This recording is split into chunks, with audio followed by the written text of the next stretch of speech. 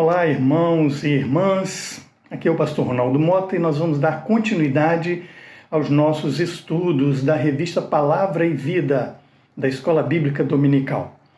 Já vimos 3 lições e hoje nós vamos ver a carta aos Gálatas, com o título da lição, O Evangelho da Graça. Esta epístola provavelmente tenha sido uma das primeiras, das mais antigas que o apóstolo Paulo escreveu. Então nós vamos ver os principais assuntos, o conteúdo desta carta. Qual foi o motivo que levou o apóstolo Paulo a escrever esta carta? Um erro que estava presente nas igrejas da Galácia e que continua ainda frequente nos nossos dias, que é o que Paulo chamou de fermento do legalismo, conhecido como galacianismo. O que é isto? O apóstolo Paulo vai tratar do problema do farisaísmo dentro das igrejas, da obra em supremacia à graça, o que não deve acontecer. O estudo da carta aos Gálatas é fundamental para se corrigir os erros doutrinários da fé cristã.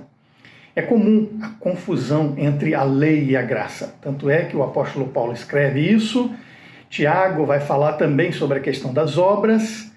Precisa haver uma compreensão entre a fé e as obras, porque elas se complementam na vida cristã.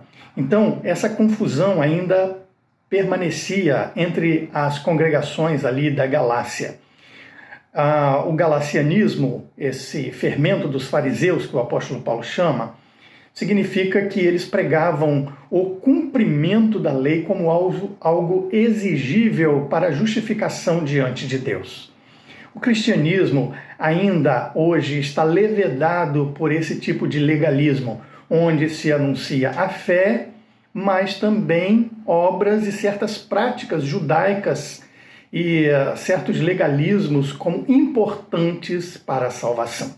O apóstolo Paulo apresenta logo no capítulo 1, nos versos 1 e 2, ele se apresenta dizendo que ele era um apóstolo nomeado não por um grupo de pessoas, nem por alguma autoridade humana, diz ele, mas pelo próprio Jesus Cristo e por Deus o Pai, que ressuscitou Jesus dentre os mortos. Então nós vemos que o apóstolo Paulo vai tratar assim dessa questão, não é, do galacianismo, e vai falar que ele tinha autoridade, não foi comissionado por nenhuma instituição humana, mas unicamente por Cristo. Mais à frente, nos versículos 10 a 24, ele se apresenta como alguém credenciado pelo Senhor para pregar o Evangelho. Portanto, ele tinha autoridade para falar do Evangelho da Graça. Ele faz um relato da sua vida, da sua conversão, do seu chamado, do seu ministério. O que ele passaria a tratar era tão importante que ele precisava reivindicar a autoridade divina para usar suas palavras com sabedoria contra toda a estrutura religiosa, especialmente, nesse caso, a judaica. Já nos versos de 6 a 9, Paulo expõe a insegurança que pairava naquelas igrejas. Depois de enaltecer o Evangelho da Graça, ele passa a condenar o Evangelho das obras. Ele se sente espantado com a rapidez com que aqueles crentes retornaram ao judaísmo, por influência de algumas lideranças. Para ele, esse é um outro evangelho que, no final das contas, não é Evangelho da Graça nenhum. Para ele, não era simplesmente fazer uma opção entre essa ou aquela doutrina, mas trocar a verdade pela mentira. É bom lembrar que não se trata apenas de trocar o rótulo de um produto, mas sim é preciso trocar o conteúdo inteiro. Assim era o que acontecia, e por isso o apóstolo é tão duro em dizer que deviam ser mesmo considerados anátemas aqueles que proclamavam este tipo de evangelho das obras, ou seja, amaldiçoados.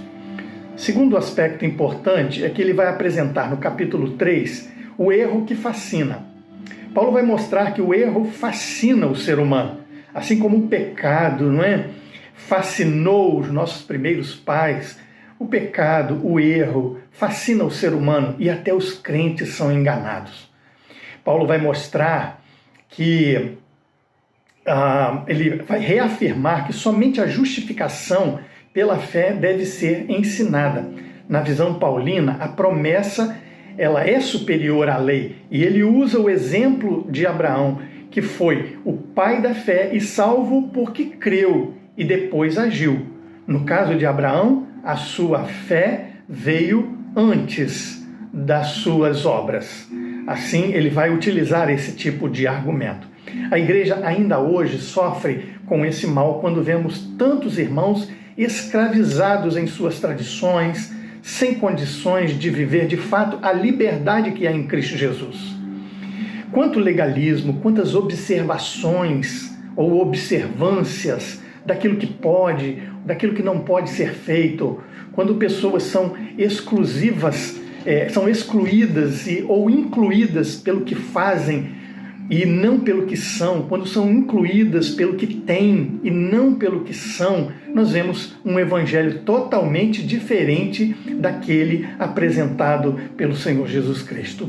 Assim, nós observamos no decorrer da história humana quantas guerras e sofrimentos causados pela própria religião, que na verdade separa o ser humano e não inclui.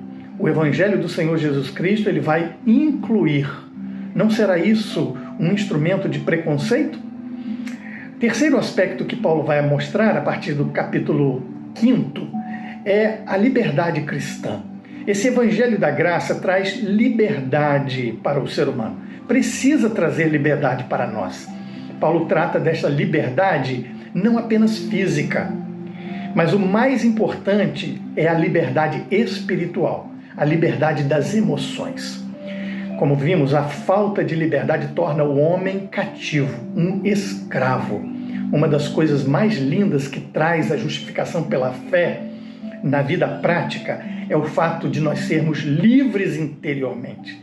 Podemos até ser presos fisicamente, como o apóstolo Paulo, encarcerado muitas vezes, mas a alma dele, o espírito dele, estava livre e ele podia louvar a Deus, cantar, glorificar o Senhor. Neste capítulo 5, ele vai colocar a ameaça que rondava as igrejas da Galácia e esta ameaça era de se voltar à escravidão da lei, desprezando dessa forma a liberdade que Cristo alcançou para cada um de nós. E essa liberdade precisa ter em nós o poder, não é, sobre o pecado. A liberdade nos dá a opção de não pecar. A liberdade do poder do pecado, e no caso aqui ele vai falar muito sobre a lei mosaica. E na verdade nós somos exortados que devemos permanecer nesta liberdade, pois do contrário a obra de Cristo não terá valor algum.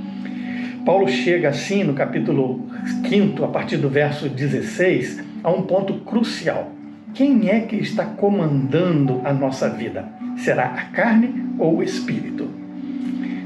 Precisamos entender este aspecto e você vai poder estudar com mais detalhes sobre isso. A quem nós estamos obedecendo? Quem é que nos guia na nossa vida interior, produzindo assim atitudes, ações que são bênçãos para glorificar a Deus e abençoar aqueles que estão ao nosso redor. Importa lembrar que nós temos uma natureza carnal e que, no entanto, não pode nos dominar. Enquanto éramos escravos, a natureza carnal, a carne, dominava a nossa vida. Uma vez libertos pelo Senhor, nós não somos mais como simples animais do campo, nós somos a imagem e semelhança de Deus. Se em nós existem essas duas forças que se opõem para que a gente não faça aquilo que precisa ser feito, ou aquilo que nós queremos, cabe a cada um de nós escolher quem vai nos conduzir, ou o Espírito ou a carne. Para isso é preciso andar pelo Espírito, para não cumprir a concupiscência da carne, aqueles desejos maus, aqueles impulsos e apetites carnais que dão, na verdade, prazer momentâneo, mas escraviza logo adiante e leva à morte. O apóstolo tem o cuidado de relacionar algumas dessas obras da carne, que pode ser dividida na área do sexo, prostituição, impureza, lascívia, na área da religião, a idolatria, feitiçaria, na área social, inimizades, porfias, ciúmes, iras, discórdias, dissensões, facções, invejas, e na área da alimentação também, bebedices e glutonarias. Será que há alguém entre nós escravo de algum desses pecados?